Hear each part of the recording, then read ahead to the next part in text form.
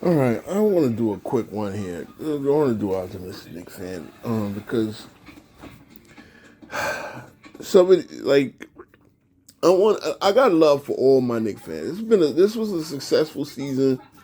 Again, no one had us beating Boston.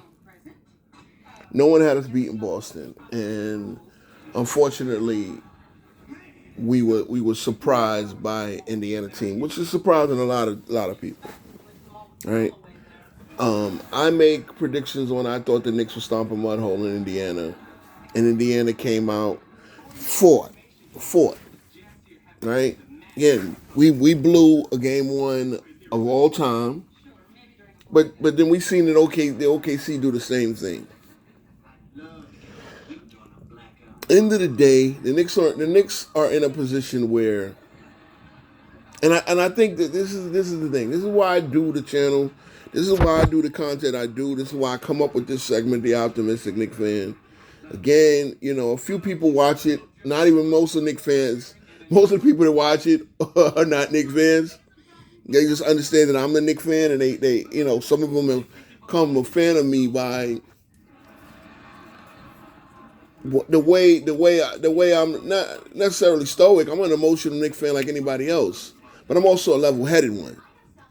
And we have the situation where, okay, the Knicks, Giannis Antetokounmpo, which again, I did a video, and I'm gonna drop. I just did a video earlier about the whole situation in general. Now I'm relating it directly to the Knicks, where the Knicks are on the talk, or should be in talks to trade. Look, if Giannis Antetokounmpo is on the trade market, the Knicks absolutely have to make the phone call. See, here's the problem. Because we make the phone call, because we target him, people think, okay, we have to get him. No, we're gonna make the phone call and try to get him at our price. We're gonna try to get him at a price that we can afford. Now, again, all reports are coming out. The Knicks are gonna make a tsunami effort because here's the thing. Is the Brothers on All Ball TV, and again, this is where I'm getting I commented, apparently, look, it's gonna. I was not expecting the Mavs to give the Knicks credit. I mean, permission to take Jason Kidd. Jason Kidd is their coach. They went to the finals with Jason Kidd. If we're going crazy about, I know the Mavs won the chip in 2010, but the Mavericks don't go to the finals every year. For them to let us take their coach, unless they got a whole different plan, that's a long shot. So I understand it. Again, I don't want to pay the compensation to get Jason Kidd. I'd rather just go to Johnny Bryant route. But there's this talk that him and the Kidd and Giannis are linked because Giannis, really, Kidd was the first. A lot of people don't remember this, but Kidd was the first coach to put Giannis on the path to superstardom. See, again, a lot of people forget this, but people that brought this up, they remember. Kidd was the first guy to let Giannis run the point guard. Giannis was still growing, and Kidd saw him as a point guard, as a big guard, point guard type player for the future. He grew into his power forward position, but Kidd let him run point forward, his second, third seasons when he had him. So that's why they feel like there's a Kidd Giannis link. But even without Kidd, there's a New York Giannis link. And again, I want people to understand, just because I say go after Giannis means that I wouldn't be totally fine with the Knicks bringing back Karl Anthony Towns and this team running it back. We're either gonna make a big deal for Giannis, or we're gonna run it back. But either way, the Knicks are in good hands. The Knicks are in good shape. This idea that we should be scared to go, we're scared of living without Thibodeau, which again, I feel like the team is good enough, the system in place is good enough to where the Knicks are going to be a good team regardless. Think about it. Cleveland had success. They fired their coach. They had bigger success. I know it didn't work out. The injuries, the whole nine. You don't want to be a Cleveland and get to the second round. But the reason, again, Cleveland situations, they ran into a hot team.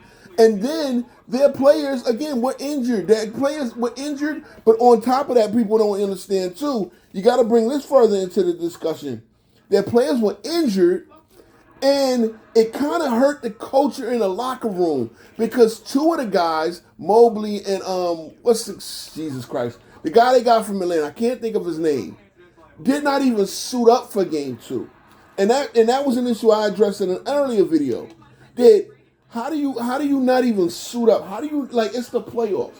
You should not be in street clothes. You should not say I'm not, and then you wind up playing in the next game. So obviously you weren't that injured to where you didn't even suit up, and that was the split. No Knick had done that. Karl-Anthony Towns was questionable. He actually played the next game. You understand what I'm saying? These guys are questionable outs. I got an injury. I don't want to risk my money down the line. Here it is, game 2 of the playoffs. We got to win this game, or we're in deep trouble. And I didn't even suit up. That's what happened to Cleveland. The Knicks don't have that in their coach. So the Knicks got a good enough culture to where, look, Giannis embodies everything we want to do. The one thing that I have an issue with Giannis, that would concern me, is his outside shot. And we're gonna have to then build a team with outside shooters around him. Karl-Anthony Towns is an elite outside shooter at his position. And my deal is with Tibbs, the reason why I needed Tibbs out is because we weren't using the weapon that is Karl-Anthony Towns. Now look, Giannis is a better player than Karl-Anthony Towns. And that's why you make the move. Now the question is, depending on what you do, is he the better fit? That's a different question. Now you have to build a team where you're gonna have guys who can get shots off of him. Now again, if it's Karl-Anthony Towns and no end, because again, if you're going to trade Karl-Anthony Towns and OG Anunoby, that's $90 million of salary. Milwaukee ain't in a position, especially with Dame being out for the season, to inherit $90 million of salary. So that means you're going to have to bring players along with him. Again, that makes it harder to make the deal unless you involve another team and players are moving around. Milwaukee gets extra players for extra teams. We throw draft compensation to rookies that are other teams. That becomes a little bit more complicated to make the deal one-on-one. You have to make a 3-team or 4-team, move salaries around the whole nine. So if you're giving them Cat and OG Anunoby, right? I mean that's under the assumption. Or if you're giving them Cat and Mikal Bridges, if they want Mikal Bridges, I would assume that OG Anunoby has the more trade value, even with his bigger contract. But his contract is set. You're going to have to, after next year, you're going to have to extend Mikal Bridges. Next year, he will make $25 million. After that, you're going to have to give him a sizable extension, probably at least $35 million a year. That's the lowest I can see Mikal taking. You understand what I'm saying? So that's the market now. See, a lot of people, when they talk, they don't understand these things. And again, I get it. Not everybody has to be that up on NBA business and NBA news, but these are the things that you got to take into account. All right? Those are the things you got to take into account when you're doing these trade talks. Now, I understand a lot of Knicks fans, they just wanted to run it back. They wanted to run it back. They're safe. They're happy with the progression. I want a chip. I'm this close.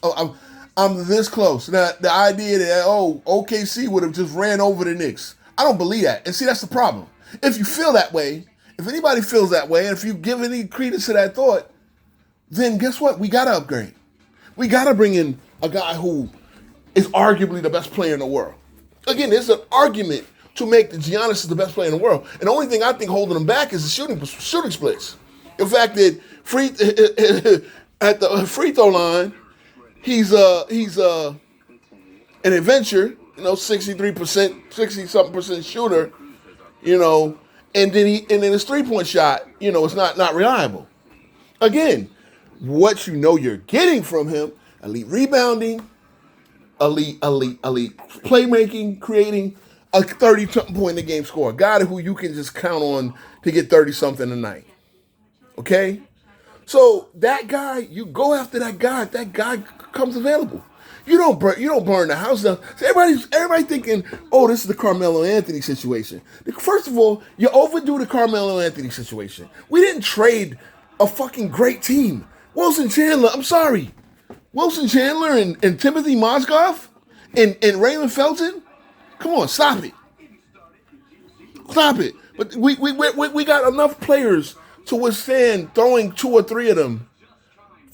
We can't even give them so much because, again, if Karl-Anthony Towns is at the center of the trade, then Karl-Anthony Towns makes enough money. Him and Giannis make the same deal. They make the same money. So it's not like we can give them 6 players. They can't absorb the salaries. Y'all don't even understand that when y'all make these conversations. When y'all have these conversations, again, do your homework. I looked at the contracts. They make dollar for dollar almost. I've said this many times, but of course, they don't tell you this in the media, and y'all won't listen when people tell you this. But anyway, at the end of the day, it makes sense for the Knicks to go after Karl-Anthony Towns. I mean, Giannis Antetokounmpo. And it also makes sense for us to run it back. Again, Karl-Anthony Towns is no bum. And I feel like as good as he played, the Knicks can get better play. The Knicks can get better play out of him. We can get better defense if he's instructed. We can get more consistent offense if he's used right.